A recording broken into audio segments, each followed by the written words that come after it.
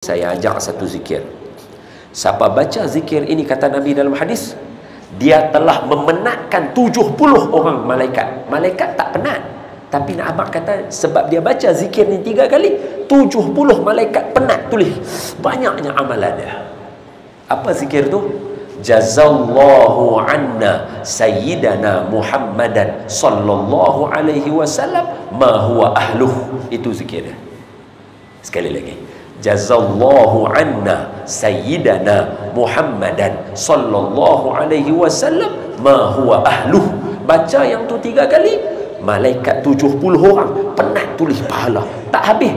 Zuhur baca, tak ada tulis habis. Asar baca lagi, tak habis tulis. Baca sepanjang hari tulis. 70 malaikat, tahu tak? Jadi mari kita baca sama-sama. Siapa nak rakam boleh rakam, nanti boleh play, nanti boleh dengar. Okey. Kira ini orang sakit semua bagus baca ni. Saya baca, tuan-tuan ikut nah. Bismillahirrahmanirrahim.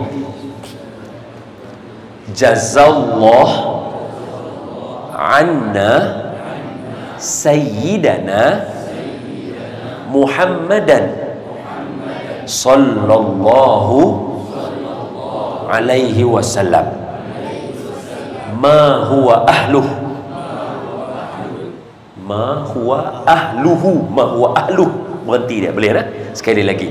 Jazallahu anna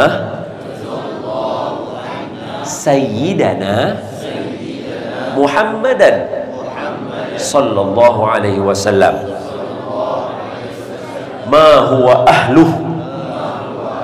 Jazallahu anna sayyidana Muhammadan sallallahu alaihi wasallam ma huwa ahluh.